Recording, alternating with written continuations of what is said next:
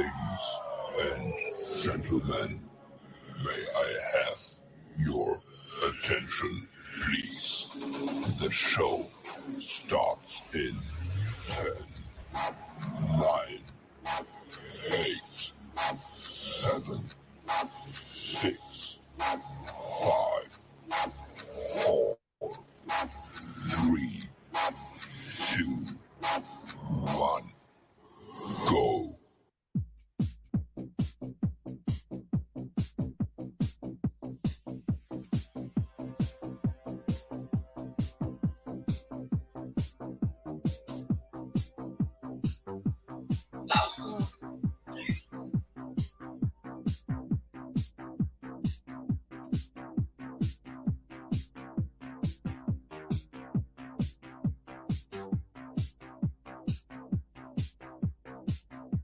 Good evening.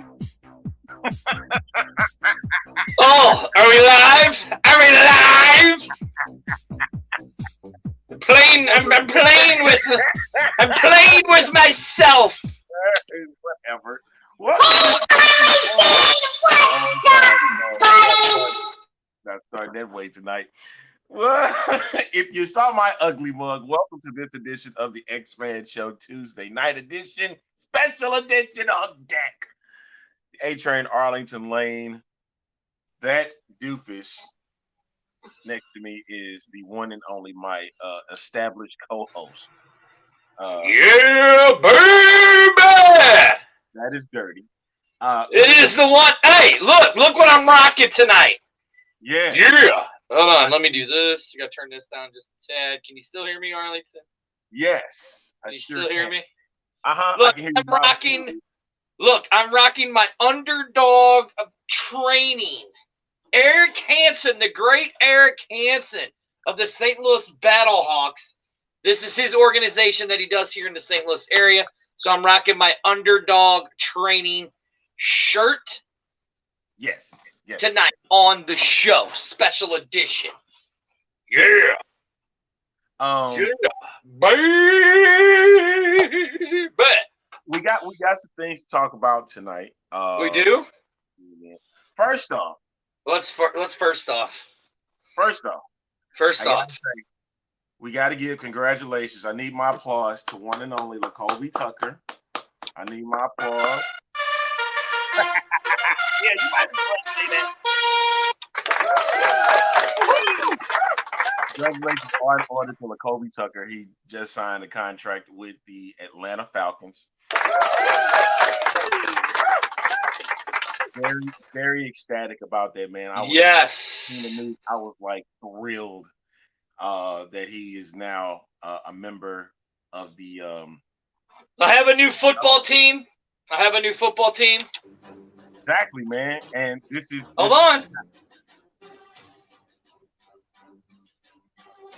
Somebody can hear that. Yes, they can.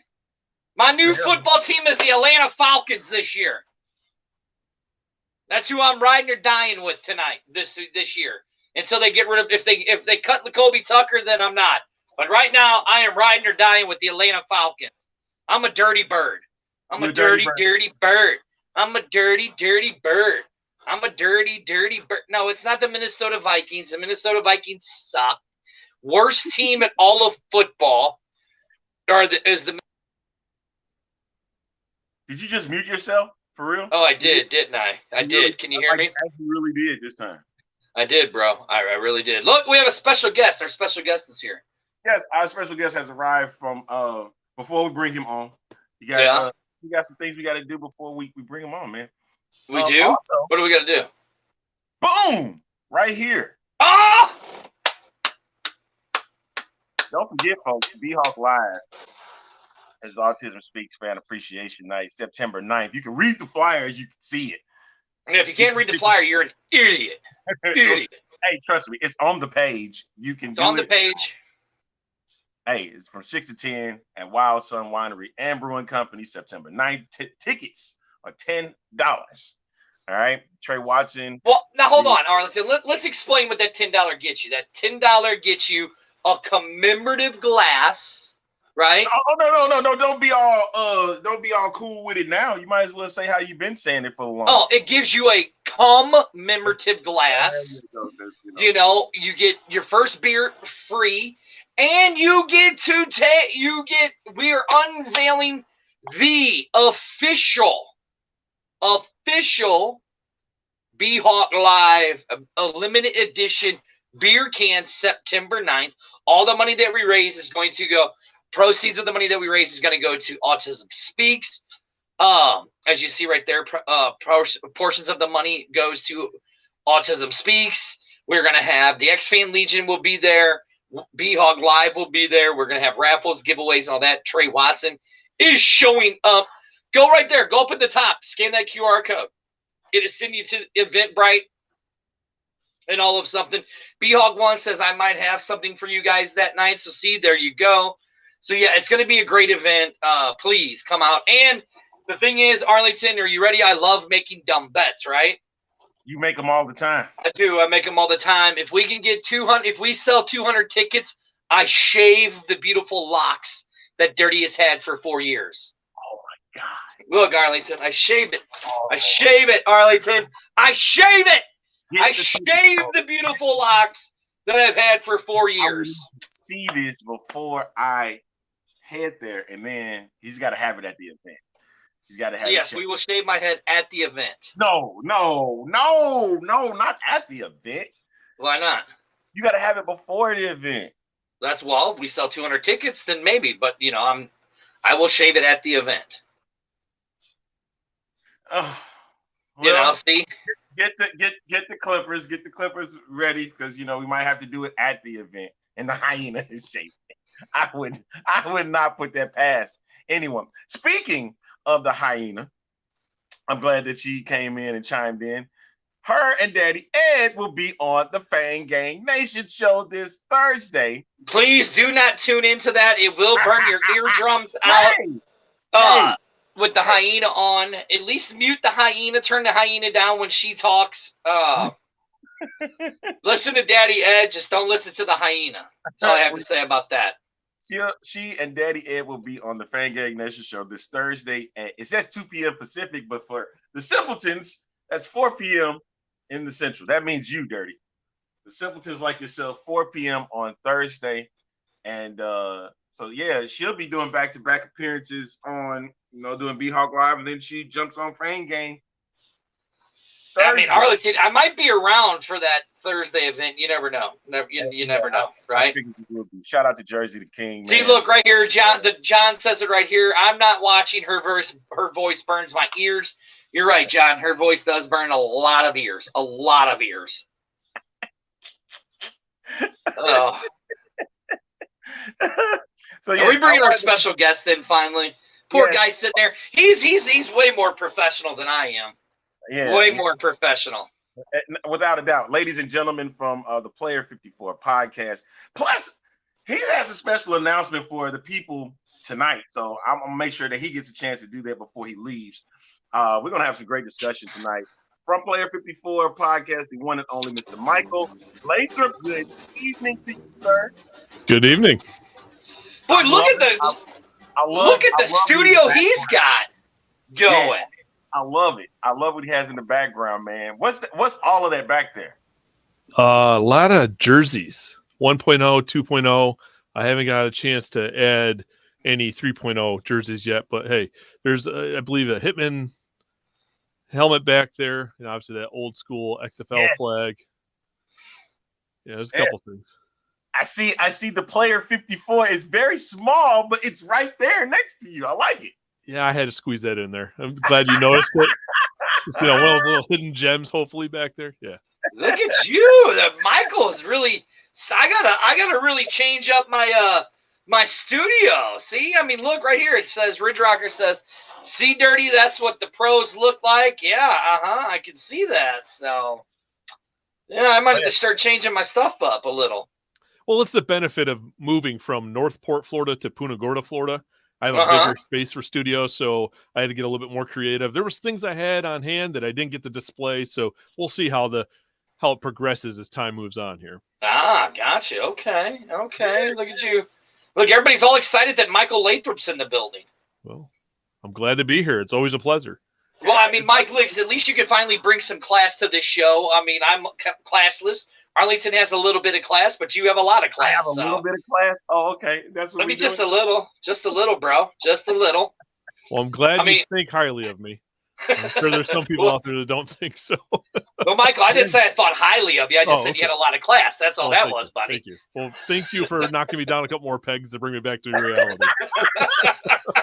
So, wait, you see who the mean one is, right? So look, it's all good. Look, see, Sandy says hi. The hyena says real class, bro. I mean, look. And we got a person that's so dumb and can't read, but yet here he is. He's doing a show. I know. Look, see, people are, look, Michael, you get on here. People are like, oh, Michael Lathrop, I like Mike. And Jesus, I'm going to bring out the whole Tashlag. Be like Mike. I'm going to be like Mike now. I'm going to try to be classy like Mike. Don't know if that's going to work, but we'll try. Well, I got lucky. Michael Jordan made everyone like Mike. Even the what was it, the Czech cereal? Mikey likes it. I came out at the right time where Michael Jordan and Mikey likes it. It just, for whatever reason, the name worked. So I thank you, Alan and Darlene, for. There you go. Thank you, Mom and Dad. There you go. Thank you, Mom and Dad, for that. No doubt about it. All right, let's get into it. So we had just mentioned at the top of the show that Lakobe Tucker had just signed with the Atlanta Falcons, and he was a big XFL prospect. A lot of teams were looking at having his services on their squad, but Atlanta came in and scooped him up fairly quickly, man. What does that mean for him and potentially being in the future? Hold on. Listen, Jersey. You see this comment that Jersey says here? He goes, "We love Mike. That means less talking from Dirty and more intelligent conversation between A-Tran and Mike." And this is getting ridiculous. Hey, ridiculous. Actually, since he mentioned that, since he did that, like boop, just like that, he's gone. You know what I mean? And we can have some meaningful conversation. But he'll be back. Trust me, he'll be popping in very shortly. I already know this. But Mike, what does that mean for Lakobe Tucker popping back in? He's going to be with the Falcons. He signed with the Falcons. Does that mean that there's a chance that he will even be playing in the XFL in the future, or is it strictly just the Falcons? Well, I mean, kudos to him for using whatever platform and not giving up, right? Even going to showcases, combines, whatever. So kudos to him first and foremost, well-deserved. But what does it mean moving forward? It means he's got a shot at making the NFL, right? Being signed doesn't guarantee him a spot in the 53-man roster. And even though he may or may not make that cut when the regular season starts here in a matter of a couple of weeks, it just means that he might also latch onto a practice squad. So what does that guarantee that the XFL needs to no longer look at him? Well, no. If I'm a team, say my Guardians or whoever, that needs a lot of help, I'd keep him on your list and wait to see what happens, because we know we have a draft coming here this fall for any of these combine players. Any of the players are going to get cut that don't make that 53-man roster and whatnot. So if I'm an XFL team, does it look likely that he may not be there? I mean, it's 50-50. Let's keep it real. I mean, there's how many guys at these NFL camps? All those rosters are inflated that they're playing these preseason games. Well, they're only 3 now, and they'll be chipping away at them. But if he got brought in late, it tells me Mr. Tucker's got a legitimate shot here. Because they're still adding people last minute, means that they see holes in what they have in front of them in Atlanta, and they're looking to make some improvements. So I still say 50-50, but I mean, who knows what that really is? I'm gonna bring him back in just because I feel like I'm getting pressured. Hey, Kevin, where's Dirty? Bring him back in. So I'm bringing. I know. And Michael. I mean, you kind of bring up a very good point, as you've been saying that I've been putting up the stuff from the fans. I mean, look. Here's the thing. In the 2023 draft, right? We didn't see any of those players go from the showcase right to the NFL. even to a practice squad. Lakobe Tucker did it. Like, I was at the St. Louis showcase where Lakobe Tucker was, right? And to watch this dude, it was impressive. The way that this guy just came off the ball or came off the pads and stuff like that, right, was just impressive. I mean, like right here what Jared says, you know, he blew away in most categories at the XFL Combine at his position. You know, I mean, this is what the XFL is all about. I mean, you got Lakobe Tucker, who played JUCO for Garden City Community College. He's playing down in Joplin. He played down in Joplin, Missouri. Came to the showcase, and now he's signed with the Atlanta Falcons. I mean, like you said, and like people are saying, this shows that this is what this league is about, to get people their tape, to get them to that next level. And they're doing it. And I just wish the kid nothing but the best. That's what I wish. Oh, 100%. Yeah, absolutely. But before we go any further, I have to say this because I have to step aside. The Bramacita's in the building. There she is.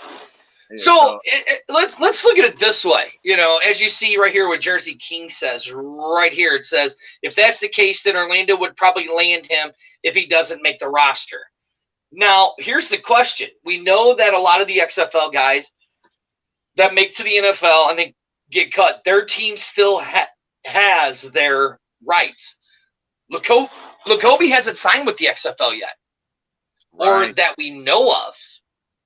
I mean, you heard my little conspiracy, did you not, Michael? A few weeks back, my conspiracy that the draft has already been made up, players already know where they're going and stuff like that. So let's say that he doesn't make it in the NFL, which I doubt it, but let's just say that he doesn't. I mean, where do you see Lakobe Tucker landing? Oh, I don't know. I mean, I wish I had a crystal ball, to be honest with you. I mean, I know I'm usually the one asking people questions, and it's kind of the I gotchas. It's kind of tough, right? I mean, everybody's going to lose their better offensive line or any other key position, right? That's what's happening if anyone's going to the National Football League. So everyone could use offensive line help. And if I'm being honest, the Orlando Guardians need a lot of help right there, because I think a lot of their issues, especially early on, is they didn't protect the quarterback well. And I think that stemmed, whether it was not protecting, whether it was false starts, bonehead plays at the worst opportune times for the team, which literally took them out of games. So, I mean, yes, Orlando should be high on a guy like Lakobe, but you know, looking at a piece that just came out from the Orlando Sentinel not that long ago, he looks like he's going to revamp a lot of different things. So, I mean, let's be real. I can't tell you what their priority is going to be. I mean, I could try to read between the lines, you know, just as good as anybody else. But, you know, year one was a learning, you know, experience for a lot of rookie head coaches that didn't do all that well. I mean, Coach Peck was the exception to, you know, what happened with rookie coaches. But, you know, I think to have an understanding of what anybody's really going to do going into year two, it's tough. But you got another rookie head coach out in Vegas. So, you know, I don't know how people are going to prioritize what positions. But, I mean, how many times have we heard all these alt leagues have a difficulty finding offensive linemen? So he has to be, if he is not in the National Football League, Lakobe's got to be a 1-2, no worse than third selection. But here's the other thing. If the draft hasn't been done, even if it has been done, we don't know what format they're going to do. So if they do a similar format like they did in the lead up to 2023, well, we know offensive linemen won't be the first round. So, I mean, it won't even be the first segment where they'll do 7-8 rounds.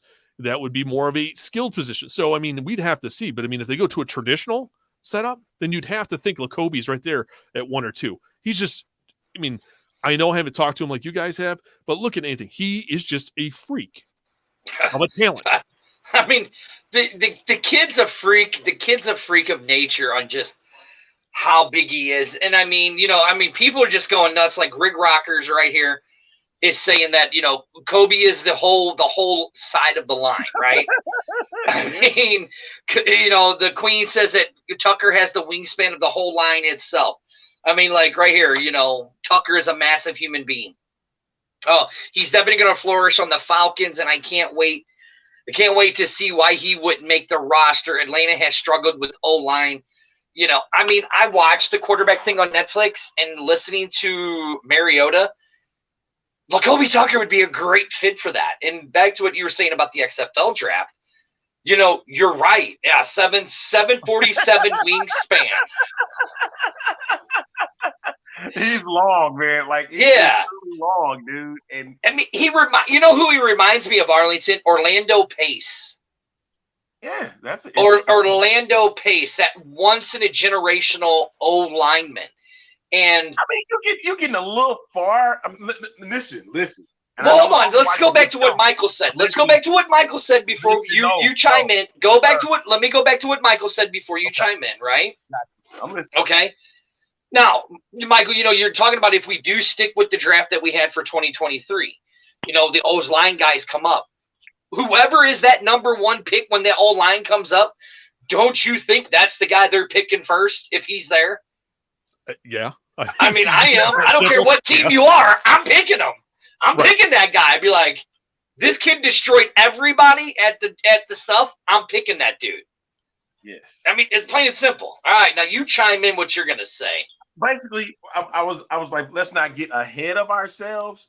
Don't get me wrong, Jacoby Tucker is talented, and granted that he is getting a wonderful opportunity, but we just haven't got a chance to see that yet. We need to see it before we sit here and give him that type of ploy, like that he's going to be the next Orlando Pace.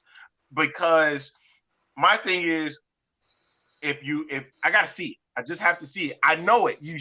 I've seen it from what happened at the combine. I've seen it, but now when you out there on the field, I need to see that he can do it. And I know he's listening.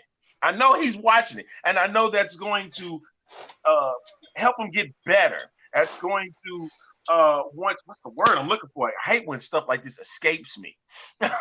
There's a word for this. Inspire him. It's going to inspire him. Actually, I got the word pretty much. Inspire him to get better. So it's got to be proven. But here's what I'm telling you. Listen, here's what I'm telling you.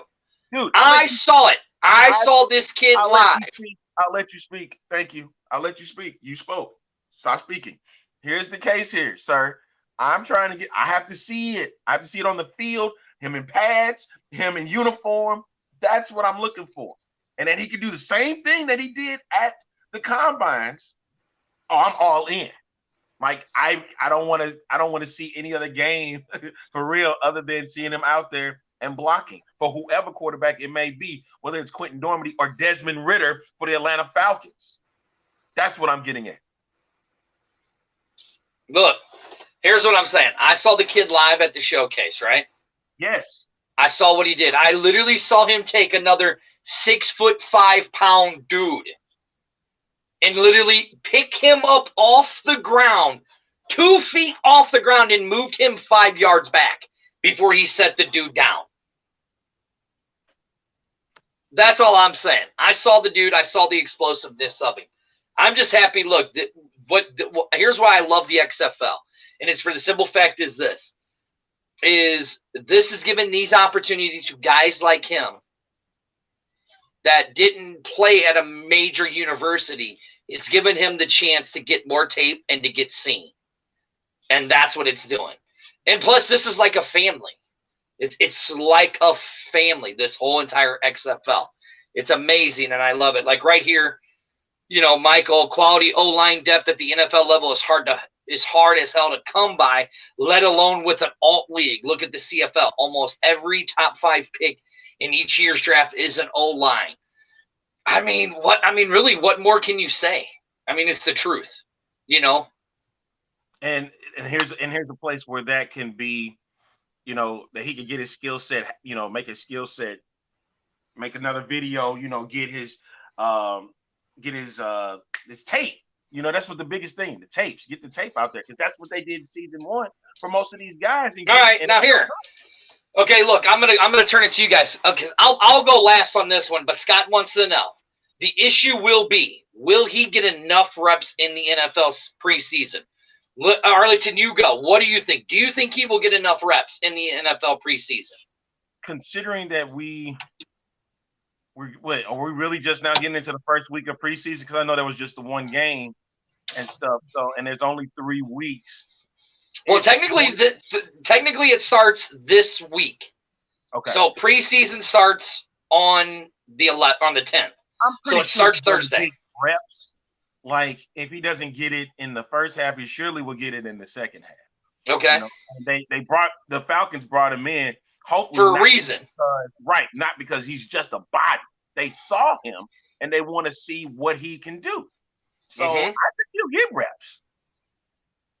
All right, Michael, what do you think? Man, 1 week with a playbook and those guys, that's a lot asking for him getting reps in the first preseason game. Puts him in a real tough spot. Not an opportunity that obviously he wants to pass up on, but let's be realistic. When cuts are going to happen right along, there's no guarantee that anybody stays on a team until the third game or through the third game. So he's in a tough spot with the first one. If they give him a little more leeway, you know, and have an understanding that he's only been with the team for a week, but the NFL is a business. And this is why I say he's got a 50-50 chance. Talent is part of it, but here's the other part. He's got to get acclimated really quick with this team and show something in the preseason that is not other than just picking a guy up and moving him 5 yards, because you got to be a cohesive unit. It's not just about being a strong guy moving a guy forward. If all of a sudden you create a hole in the offensive line now by being too gun-ho going forward, and I'm not saying Lacobe's going to make that mistake, but not having time to acclimate and kind of work with this team, I'm just saying I'm a little leery, right? There's no guarantee that he's going to get all the reps. And if anything, I'd rather them not give him as many in week one so he's got more time to acclimate himself to this team and to their schemes. That would give him a better shot. I mean, I don't know, man. I don't know. It just seems like if they give him a lot, we know they're not playing their starters. So if anything, he's probably going to get thrown into the mix really quick. So best of luck to him. Now, here's what I'll say again. Like I said, I saw the kid play, Scott. I saw the guy at the combine. I saw how he did. But here's the other thing that you guys keep forgetting. He's going to be getting reps during the week and practicing, right? So he's also going to get those reps, those times to actually learn and stuff like that. So I think by at least week 2, I understand that he's coming in with just a few days before the playbook, right? I get it, but like here he goes, let's don't forget that Lacobe Tucker, he has a very high football IQ, and he can fit that playbook down by the end of the season. But we're not talking about the end of the season, we're just talking about preseason. I think, if anything, if he shows the presence and the talents, I think he could be a backup, like right here what Chris says, that he could develop on the practice squad. I have a feeling he's going to get the reps because they let him sign that contract. We don't know what's in that contract at all, but I just have a feeling he is going to get the reps that he needs because of what's going to happen throughout the week leading up to the preseason games. That's just my opinion. Okay. All right. But so I like all 3 of our opinions. Yeah, and that's basically what they are. Just great. We got Michael Lathrop here from Player 54 podcast joining us on this edition of X-Fan Show, sponsored by Wild Sun Winery and Brewing Company. Don't forget, September 9th, Autism Speaks Fan Appreciation Night, 6 p.m. to 10 p.m. We got music by our good friend. Speaking of that, right there, Big Papa G. The one and only Papa G himself. Yes. And as he just popped in right there. So make sure that you get your tickets. $10. Go to our X-Fan page on Facebook and use the QR code to get your tickets today. All right. As we've seen Big Papa G, that was a question I just seen. That was it. I put it back up. Think of the NFL changing of the kickoff rule. We had already a notion about this. There was one particular tweet I see. It happened about 3 years ago. 2 years ago, saying that basically the NFL was going to start taking the XFL stuff and utilizing it because of the partnership that they have. A lot of the rules, I believe, were going to start being implemented with the NFL. And having the kickoff rule would actually be perfect for the NFL. I hate it, but Oh my God! you already know how I felt about this, man. Listen, You Michael. already know how I feel. All right, about it. let's ask Michael what he thinks. I'm not We gonna get knew. into it. All right, go on, Michael. What do you think of if the NFL wants to change to the kickoff rule? Well, it doesn't matter if it's just the kickoff rule. We knew something was going to happen at some point, at least consideration. Because of this partnership, whatever you want to call it, we always know that the league's always been a league of innovation, and eventually the NFL has always had eyes on it, whether it had an official partnership or not with the XFL. So we knew that at some point they were going to sit down, the owners were going to consider things. But here's the thing with this kickoff. And I mean, I don't know how many people are aware of this, but when it comes to insurance, leagues, it doesn't matter what level you are, high school, college, professional, there's not a lot of insurance companies anymore that will insure football. There's actually less than a handful of them. So when you're doing this and the cost of insurance keeps going up, is this a move the NFL wants to make themselves? I don't know. Is it a move that maybe the insurance companies are interested in? Probably more than likely, right? Let's keep it real. Everything's a business. And what have we seen with the history of concussions and whatnot? And what is a big thing about this kickoff is to reduce those hard-hitting, massive injuries that come from a thing like the kickoff. So, is this surprising? No. Does it get implemented? Maybe not, obviously, this year, because it's already been determined. But they might be moving to 2024. It might be on the table. Seriously consider, not just because of a partnership, but because of insurance. Yeah, exactly. And that makes it, that's a good point. And you know what? I will back off, Dirty. Now, look, here's the thing we knew about the XFL. When the XFL, and Arlington, if you remember, way back in the day, we saw The Rock on the plane, right? And what did I say, Arlington? I go, that is the NFL shield underneath the XFL thing. Yeah. I said that. People said I was nuts. People said I was crazy. They said you're a conspiracy theory. You're like Stugatz. You don't know what the hell you're talking about. And who was right? Who was right? This guy. This guy right here was right. That the XFL and the NFL was going to partner up. Now, look, here's what it is. They're going to use that XFL. They had said that, they wanted to use the XFL as a petri dish, right? Like right here, like what Scott says right here. Plus the 4th and 15 idea, instead of going on sides, will also bring excitement and reduce injuries. Hell yes, it will. Hell yes, it will, right? See, like right here, what XFL and the NFL are in bed together. Dirty was right. You're giving them too much credit, Jared. Too much credit. But anyways, I think it would be a great idea. I would love to see your nuts are crazy, but right. Yes, it is. I would love to see it, and I think it would. Would it bring the excitement back to the kickoff? Hell yes, it would. Hell yes, it would. I get it. I've sold health insurance. I know how it is. Companies don't want to. It's very hard to insure a sport like football. Like Michael said, there's only a handful. That's why you look in the NFL, where's their main headquarters at? New York. New York has a very loose health insurance model to boot. Where's the XFL headquarters at? Texas. Very loose insurance, workers' comp. So if you notice, they put all of their headquarters, they put the headquarters in places where they can get insurance at a cheaper rate. Now, I just think it would be stupid if they don't do it. I want to see the NFL do it. That's all I'm saying. See comments like these right here, what Jersey said, makes me want to go off again. I want to so bad, but I'm like, no, I'm not going to do it. I want to so bad because you already know how I felt about the XFL being its own standalone. But of course, with what the NFL has done, and they, the XFL is working with it. That's the only way this thing is going to actually flourish, is them working side by side. Mm-hmm. It drives me crazy that I had to say that, but that's the thing.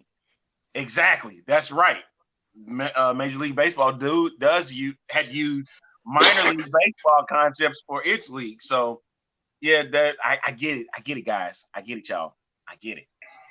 but it's It's just about synergy, right? You kind of need it between all the sports because, I mean, I don't want to take it on a tangent here away from what we're talking, but the reality is we have fans that give credit to one league and not another league for whatever reason. All right. And I understand there's differences, and maybe differences is what kind of keeps innovation alive, not just because the XFL is innovative, but having differences kind of does it. But when something is successful one place, you would be foolish not to replicate that in your own league and take advantage of that. Regardless of who wants to be naysayers one way or another, the XFL came up with a heck of a kickoff. Right? Heck of it. It does. It's safer. It still keeps the kickoff in the game when there was other leagues, AAF, that didn't want to kick off. Okay. And I'm not trying to be funny. I know, I get it, but I'm just saying, like, do we want to reinvent all of football? Are we going to take away all of kicking? Are we going to take? I mean, come on. Could you imagine if they say the punt is too dangerous because it hangs too much that people are getting? Do you want football to get stripped, people? No, but we're in a time where we do need to change it. The XFL had created something that clearly is working, and obviously people are taking notice. It'd be like, hey, we want football to be football. We don't want it to be the AAF or, hey, we're just going to start the ball on some freaking, line. I'm not trying to be funny. It's just people, if we're not careful, that's where we end up. So is the NFL stealing it? No, because there's a partnership now where, hey, the XFL is like, hey, if you like what you want, please take it. But in return, they're getting help with officiating and stuff like that. The partnership works both ways, people. You're welcome, Eric. I told you I'd rock your shirt on the show tonight. Go to what is it called? Underdog Training. Underdog Training. I told you I'd rock your shirt tonight. You're wearing? Hey, that's my so belly. My belly is stretched out. The bottom part, it's really big. So, hey, but listen, I'm a fat bastard. This is a 1X, and it fits my 2X, and it's still pretty loose. It feels good. All right. Yeah, hit up Eric Hansen if you want your shirt. This is the X-Fan Show. We got Michael Lathrop from Player 54 Podcast joining us this evening. And we've been talking a bit about, I know a lot of people's like, well, I never thought I'd be listening to insurance. It's a part of player safety. And that was the main thing. That was the main thing that the XFL wanted when it started back in when they got back in 2020. 2001, we all know they didn't care about no damn player safety. No. They was all about hard hits. As you can see the sign behind Mike, that was supposed to be extreme. And then when they got to 2020, it was about cleaning up the game. It was about bringing the game back to fans. And that was a little small thing that I wanted Danny and Rock to do that, but they, this is their league now, and so they're going to run it the way they feel like it's going to be. And they done a portion of that, saying they're giving it back to fans, but also they want to make sure that the guys that are playing the game in front of these fans are getting as great opportunity to get to the next level, and that's what they're pushing. So, right. Now let's not forget what Michael said about the punt, right? Because if I'm not mistaken, when they punt the ball, right? When they punt the ball, they can't move until the player catches the ball, right? Right. On the punt. That's right. I'm right? When the ball is touched, touched, they can move. So right there, again, you're taking out the safety, you're taking out the concussion concerns and stuff like that. You know what I mean? At least you're reducing it. You're reducing it. I mean, it's like, Michael, it's like you said. Right here. The XFL is the safer league. Wow. We're just reducing injuries to players. I mean, how many? This way. Okay, go ahead. I'm cutting you off, and my apologies. No, you're good. Imagine the NFL never having Devin Hester. Just imagine that right now for a second, folks. All the people that want to talk, safety, insurance. Okay, listen, it's not sexy. It's not exciting to talk about. But could you imagine that the game ends up someplace where the only way to get insurance is now you can't have kickoffs, you can't have punts? Could you imagine a point that we never knew of Devin Hester and what excitement he brought to the league? Now, I understand it was under some different rules, but if you remove the kickoff and do what the AAF did, if you ultimately end up losing the punt, then what good is it? I mean, football's not football anymore, right? You have to find a way to still keep football, but you also have to adapt with the times. Change and evolution is inevitable, people. Whether you like it or not, you have to move with the times. This is not 1970 anymore. It's not 1980. It is 2023, and we're moving towards 2024 season. I'm sorry, folks. It's just what it is. It's whether you like it or not. I mean, like right here, no Dante Hall. Yeah, and it's about innovating. It is about making the game better. And one thing that we have seen from the XFL is, at least from even 2020 standards, was how do we make the game better than it once was? And, I mean, I'll be honest. Let me ask you guys this, right? Okay. I thought the 2023 version of the XFL, now minus a few things that could have been differently, right? Minus a few things that could have been differently, right? But I thought the 2023 XFL, I thought the gameplay was better than it was in 2020. That's my opinion. So, I mean, Arlington, you think so too? Michael's down here scoffing at us. The reason why I say that is because we got a chance to get a full season, right? Mm-hmm. And a lot of the games were really competitive. Okay. Like, everybody was on the same level. Everybody wanted a chance to win. Didn't matter how it was going to go down. I think about 80%. We say on the show often, over 80% of the games by one score. So, and with 2020, while it was great football, a lot of the games seemed like they were runaways, and then there were some close ones. It was just 5 weeks. I know it's kind of unfair to say that because you can't truly match up what happened, but just by what we saw.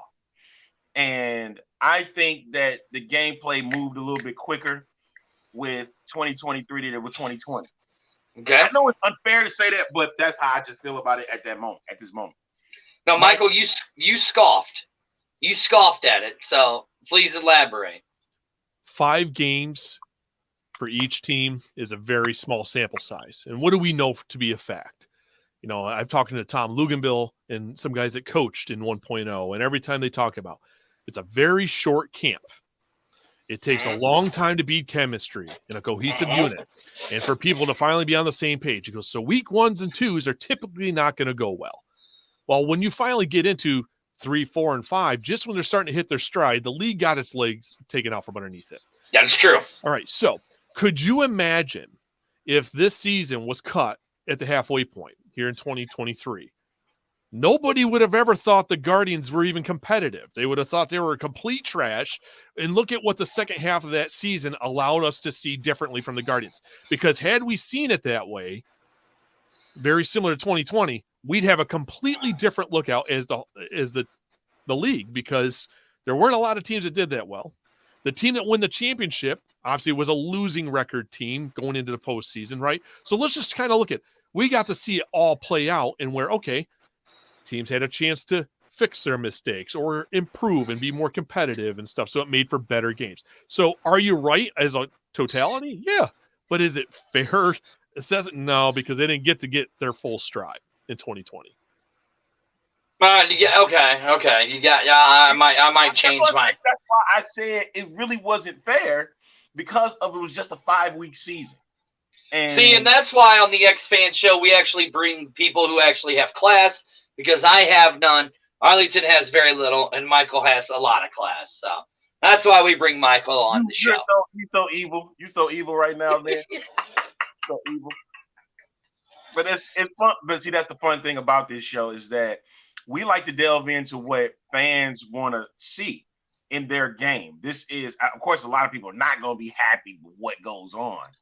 But hey, it is what it is, and we're getting an opportunity to see it full frontal. And the league is quiet as kept. They listening. That is true. The league is growing a lot. Now, listen. Don't say too much, sir. Don't say too much. Oh, and so I want to piggyback off of her statement.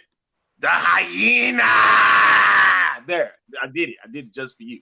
So just to be see, sure. look again. Somebody's saying I'm always right, as always. I hate. You know what? I don't know. I don't like y'all. I really don't like y'all.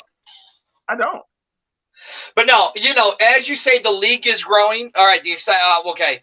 So we do have an announcement. We do have announcement. Yeah, of course. Read it. Are you? This is ridiculous. It's more comments keep popping up. I know, they just keep coming. All right, here, look, here. Let's go with Will. Will's got, hey, Mike, we know that the Orlando Guardians are going to have a mini camp next month. Would you hope that they have the mini camp there in Orlando? Only if it's open for people to attend to see. Otherwise, I mean, does it make any sense? I mean, just to have it there, just to say it's there and spend the money in hotels here when they already have better rates figured out in their headquarters. So, I mean, like, if they're going to open up to fans and actually do something and make sure it's out there so that people are aware and put it at a time that people can attend it. Again, I could get into the whole I-4 and people traveling like myself now from Punta Gorda. That's a hike. I mean, so it only if they do it and it makes sense. So, I mean, not to sound like a broken record, but I mean, it really depends. Hold on, before I get to that next question. Wait, Chris goes definitely. Amanda classes up this show on Wednesdays. Are you kidding me? Jesus. All right, here we go. Hold on. No, I like this. The one I was going to. I like it. Let me ask you guys, right? So what is the XFL's main target for getting players? Mid-tier Power Fives, groups of fives, FCC, HBCU, CSFL, NFL cuts, or other groups. Obviously, they want the best players, but is there a certain pool from where it looks like they're pulling from? I'll go first. To me, it looks like they are targeting the mid-tier schools, right? NFL cuts, the HBCUs.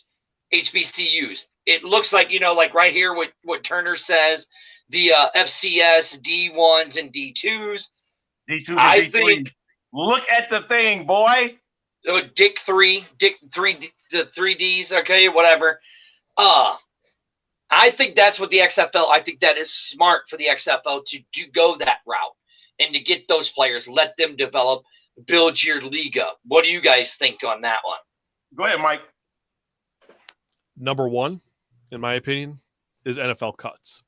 And I'll double down on why. So obviously the XFL and IFL combine, or the IFL to XFL combine, was just held on August 4th. There were very few XFL staff members in attendance for it. Supposedly one representative from each team. Now, I can't say I wasn't there. But what do I do know? David Dykman was at the LA Chargers camp. And so weren't a lot of the guys attending a lot of NFL camps. So if your head coaches, if your top directors of personnel and whatnot are in NFL camps, that's your number one focus. Okay. Doesn't mean they're not focused elsewhere and doing whatever work they got to do at the bowl games, the senior bowl games and stuff like that. But I mean, I don't know if they're combing a bunch of D2 and D3 schools. I think they're paying attention to the guys that are coming out and what film they can get and on turning every stone. But I think their focus is on what are those guys that are getting a taste of the NFL coaching that are just, got some name recognition. You got to keep in mind, new leagues, that they need that. It can't have everybody that's not known. So, I mean, yeah, D2, D3 guys, and the IA guys are going to get a look, but their main focus is the NFL cuts. Arlington? I'm thinking it's similar to what Mike's saying. It's those that are overlooked. The ones that don't get value, the NFL doesn't believe has any value for their team. That is, coaches that overlook players and stuff. I think it's those that they want, and it really belongs to like what Mike Tackett, the comment, was saying, the best available, because they want to make sure that tier, that level, can get an opportunity to get back into the league. And if not, you have a guy like, and I'm not saying that this is what's going to end up happening, but you have a guy like AJ McCarron that wants to play, and he wants an opportunity to, let his kids see what's going on. That's that type of situation where I want people to see me. I want to showcase my talent where I can be seen, not sitting back. You get the opportunity, and I'm going to go back to that, sitting there holding a clipboard or sitting there just waiting. How they have the hands on the pads and stuff, just waiting. Like, you can go ahead and play now instead of having to wait. And then you stack up your tapes, your resume, and you might get a better chance at getting more movement. So I think it's overlooked players that they want to look at. Right. Yeah. All right. Now here I have another one. I was just going through as you guys were talking about that. I do like this one. Speaking of 2020, but still a random question. Do you guys think we will ever see the return of the 2.0 schedule format where teams play all 7 teams and then play the 3 in their division at the end of the season? From what I understand, Arlington, and you guys tell me if I'm wrong or not, I think the reason why we saw the schedule where we saw it was because of scheduling conflicts in certain cities. Is why that's the way the schedule was done the way it was this year. Again, this was about getting the season off the ground, whatever way possible. They wanted to make sure that there was 10 weeks of a season. So they had some bumps in the road, and so what wound up happening, like for instance, the Battlehawks case, they had 3 home games to close out the year. So that was in DC. If you really paid attention to the DC Defenders, they had all Sunday home games. That was spoken by the mayor of the XFL, Van Hurt. So that lets you know they were having some trouble. But what the thing is, it was about trusting the XFL again. That was the big issue here. It was about making sure that the XFL can be trusted. And with the games that they had, you can talk about the viewership if you want. They were solid according to their standards. So there's an opportunity where it may open up better for them for 2024. Granted, right now, the big thing right now going on is in Houston. Yep. That's where the problem lies. Like, where are they going to play? But even with that said, that's been trusted upon that they can use venues and say, hey, we'll schedule dates for you because it actually worked out, especially for DC. That beer snake, do you really think they want to pass that up again in 2024? Hell no. You think they're going to do anything where it's going to cause harm? Say, hey. But, I mean, Arlington, you went on this tirade. I guess the question is do you want to see them go back to the 2020 schedule format? Schedule games the way that you need to schedule them. As long as you have 2 division games and 1 opponent against you have the 1 game against the opposite division, you're fine. Okay. Mike, do you want to go back to the 2020? Or, I mean, because you know what the reason why the schedule was the way it is for the 2023 season. And, the one thing you didn't bring in, Arlington, was Seattle had Thursday games. Correct. So, I mean, and as Jared says right here, that the MLS has a priority on some fields. So do you want to see the XFL go back to the schedule from the 2.0, or do you just, like Arlington, just keep it the way it is? I don't think they have a choice right now to leave it as is.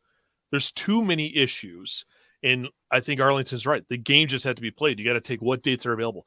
We know there's a situation in Houston, all right? They may not be able to play at their venue. They might be looking for another venue.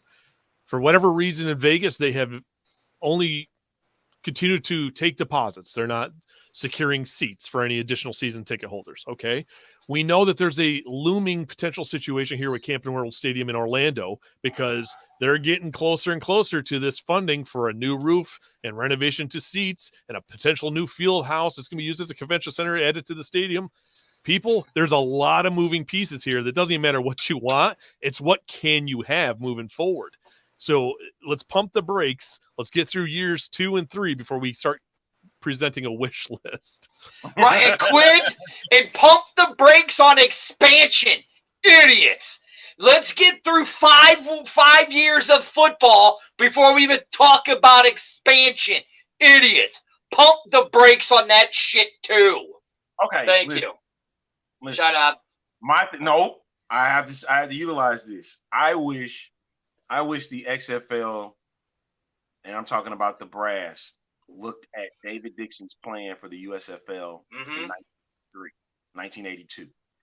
I got a chance to look at it a bit, and the thing was, it was about they were going to lose money. So they kind of used some of that in this realm. They said, okay, everything is going to be us. It's going to be we're not going to have owners. of the teams just yet. We're going to own all the teams. So we cut expenses that way, right? Mm-hmm. And so you're going to lose money on the TV contract in the first year or two. Okay, cool. So that's why everybody keeps talking about this $60 million expense that they lost money. No, they had to spend money to make money. You got to spend money to make money.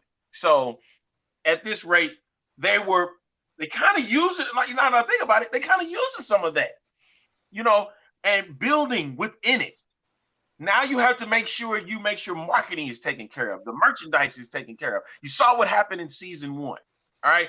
Like I said, the main thing about the XFL 2023 was getting the season out there. Oh, I guess our man Lacoby Tucker's in the house, because it seems like I see everybody's chiming in saying congratulations to Lacoby. Lacoby Tucker's in the house. Lacoby Truckum. Lacoby Tucker. So, hey, Lacoby, what's up, bro? You would just spent the whole first 20 minutes of the show singing your praises. But, here, I do want to ask you guys this, because, this is the X-Fan show. We are a legion. We have built Arlington for the past 4 years. We have built this legion up, and it says right here, as this league grows and expands, the focus will change more to development and building a team where you might be holding on to more and more players. That is my dream. Speaking of that, I think it's a great thing, and I hope they can hold on to more players is what I'm saying. And I want that first player to, as much as I'm not a fan of AJ McCarron, I want AJ McCarron to be that first $1 million guy in the XFL. And as of right now, other than AJ, I'm going to ask you guys, other than AJ, who is the other player that you would dump a bunch of money to keep in the XFL? Can you guys name another player? Okay, Arlington, you said you can? I can name a couple. All right, go. Josh Gordon is one. Gordon ain't leaving. Gordon ain't leaving. Huh? No, I'm saying Gordon. That's what I would dump $1 million into. Okay. Vic Beasley, I would drop $1 million on if I had the opportunity to give it to him. If he stayed, we got signed with the Jets, the Defensive Player of the Year. My man Peter, yeah, okay. Peter Tomapino. I'd have dumped $1 million in him. Jordan Teamu, I would have dumped $1 million into. Okay. So Well, yeah, shit. there's several players I will do that with. But I'm talking about guys that are in the league now. To the XFL, they might be back. They might. Okay. Yes, I like that one. Yes, indeed. Jay Peasy. Yes. All right, Michael. If there's a player in the XFL now that you don't want to leave. This is going to sound harsh. You got to let whoever go for $1 million. It's not worth it in the startup phase. Oh, wow. Okay. It's not worth it in years 1, 2, and 3. No. Yeah, I get I'm sorry it. because let me just say, is $1 million going to stop anybody from going back to the NFL, especially if you're a quarterback? No, not at all. Yeah. So do you want to give it to Josh Gordon stuff? Okay, yeah, there's guys that could help build some recognition, but is it really worth $1 million to one player? One person's not going to make or break this league. I really don't think so. So it's not going to be a popular opinion. I don't think in these first 3 years anybody's worth $1 million. You got to get the books right first. Absolutely. Well, Mike, Mike, that's why you have class, but you didn't answer the question, Michael. You didn't answer the question. So who would it be if I had? Who would it be? That was the question. Who would it be? Oh man, I guess if you could put in one guy and that's going to seriously be like the face and go around, yeah, it probably has to be McCarron. It probably has to be because he was at a showcase. He'll kind of do more appearances. Whoever you invested in would have to be literally doing way more than they're doing right now. Right, yeah. And now speaking of that, because that's the reason why I brought this up, the Legion, the XFL keeps growing, and the Legion keeps growing, Arlington. Yes. The Legion is feeling a little bit green. I'm feeling a little bit bloated because I just had a 16-ounce Kansas City strip steak at Hamilton's here in St. Louis. Oh my God, it was the best thing in the world. If you're in St. Louis, Michael, when you come to St. Louis, I'm gonna take you over to Hamilton's. It's really, really good. Really, really good place. You won't be feeling green like the Legion is feeling. And should we say why the Legion is feeling green? Who wants to announce it? Can he say it? I'll go. Yeah. So on September 12th, there is a collaboration between Jared, Saul, and Deuce and myself will be launching the Neon Green Mafia. There it is. Congratulations, gentlemen. Welcome aboard. See, there it is. Yeah, we're pretty excited. It takes a little bit of time to get things figured out, schedules and stuff. So yeah, we're pretty excited to launch this. The goal is to go weekly every Tuesday at 8 p.m. So we'll have to see how the longevity goes. Trust me, listen, we tried our best not to go against y'all, okay? So we go move it back to the mornings if I have to. I don't want to do that. I'm making sure this thing grows, but guess what? You'll always get an opportunity to go back and watch. So that's the main thing, and that's cool about what we do with the Legion. So congratulations. Well, thank you. And Jared and Deuce and Sal. You know what might be funny is what time are you guys going to go live, Michael? 8 p.m. Eastern Standard Time. The same. So that's 7 o'clock. Oh shit. So maybe Arlington, if we want to keep the Tuesday night show, we just go to 8 o'clock, and then they just segue right into us. You know what I'm into saying? The craziness of the X-Fan show. Well, I'm not trying to make your guys' lives any more difficult. It just took us a while to figure out how we were going to make it work and not, bump elbows with the horns forward and, in the other shows. So we were trying to, but then, yeah, you guys pushing it to the evenings kind of put another twist into it. Now we'll get it. We'll get it. No, and this is what's so good about this. It doesn't matter what time shows are on because your show is going to be primarily about the Orlando Guardians. Correct. Right? Our show is about the entire league. Right. So see, there you go. Oh shit. Now here comes the XFL getting us. Jesus Christ. Great. Here we go. But no, so it doesn't matter. But listen, go and check out there. You'll be able to find them on the X-Fan show page. Oh, here we go. Look. Oh, hey, I'm all for it. I'm for real. I really am all for it. Yes, Jersey. There is finally going to be a show on the Guardians. Yes. Hey, and I just don't want any. I don't need all that. I don't need all that. And I've been beating on this guy right below me, Michael Lathrop, to do it for a while, and so I'm assuming he's finally figured it out, right, Michael? Finally. We hope so. We think the people that we have working on this collaboration have the skills to make sure that we can go live and make this happen. But what is really interesting about it is that these are fans, right? And I know people may question if I'm too uptight, too buttoned up but I'm as committed as anybody else to make the drive 2.5, 3 hours, and have season tickets. I could easily have press credentials as well and be in the box, but my wife and I make the trip, and we made sure it's going to be a different aspect. In like Jared's going to be making trips from Fort Myers, which these are long drives. And then, Deuce and Saul are not right in Orlando. This will show how far the tentacles of the Orlando Guardians have reached and how important it is for people to make the trips for these games. So we're going to have different perspectives. It's not like somebody's just an Orlando homebody, and we'll obviously welcome those people in as well, but it's going to be fans. And whether they have their own shows, whether they're new to it, whether they've been into other content creation, we're going to bring, a different, like Saul is a high school football coach, people. We're going to have somebody that knows X's and O's, but he's a fan. He's a season ticket holder. And, we are all a little bit different. I'm a podcaster, so maybe I'm a little bit more, in tuned into everything that's going on with the league because that's what I do. I dive into it a little bit different. So we're going to have maybe a little bit more seriousness, maybe a little bit more from the coach, maybe, peer fans, but it's going to be a fan show. And what was your tagline you guys were going to use there, Mike? Well, if I remember, I talked to you. What was the tagline going to be? For fans by fans. I wonder where you guys heard that one at. Wonder where you heard that one. No, it's all good. Hey, guess what? I don't mind it. Let's go. I don't care because that's what this is about. And as you've seen, I mean, me and Arlington had talked earlier today about things we were going to do. And as you see, Michael, what happened to our show? It completely got taken over by the fans because that's what it's about. It's the fans dictate this show.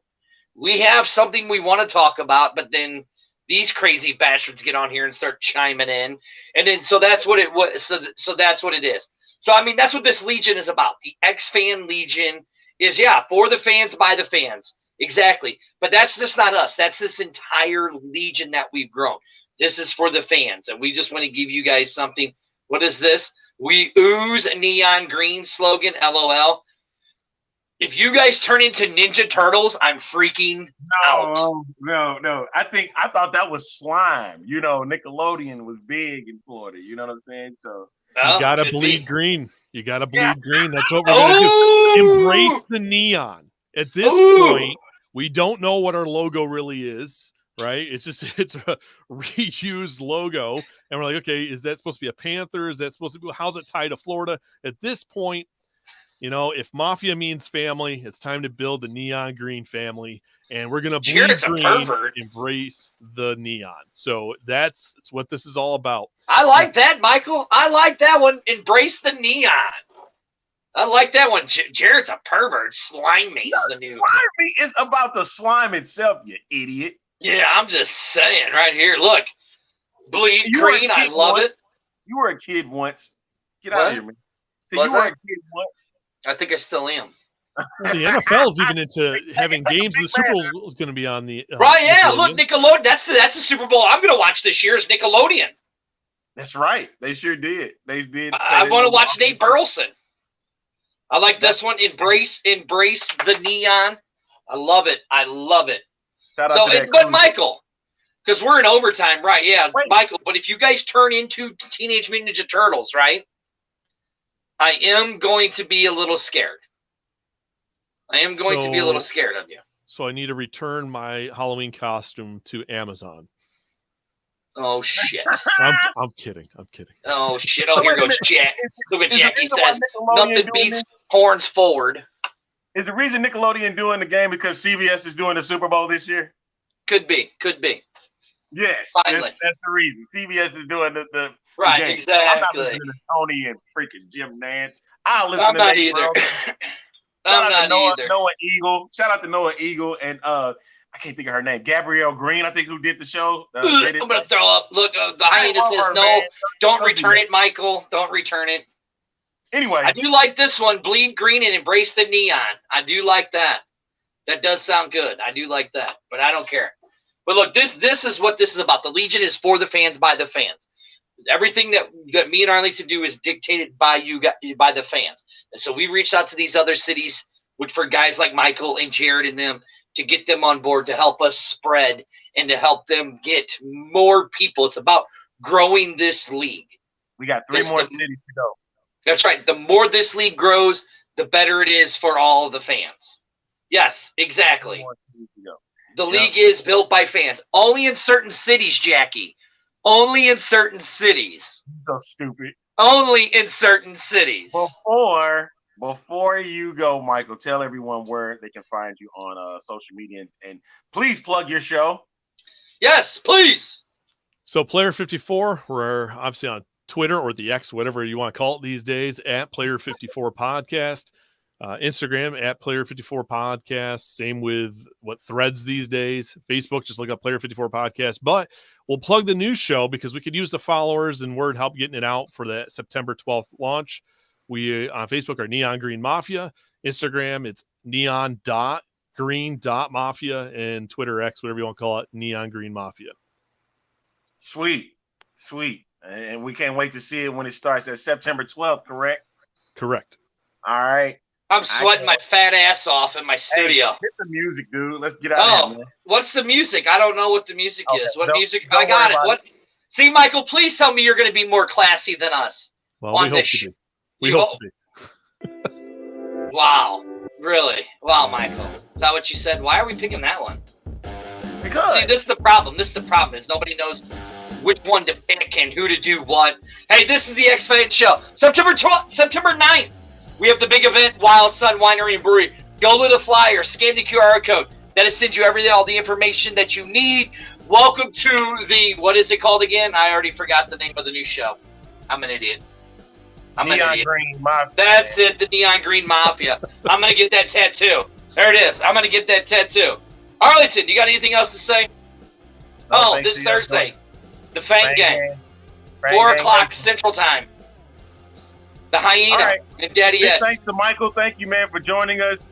Thank y'all for tuning in. Hey, Michael, you got anything else to say? Hey, 200 shave your head, 300 shave the goatee. Yes! You should see my face right now. But Arlington, I know, because Arlington kept the dumb graphic up. Yeah, no, not happening. We're out of here.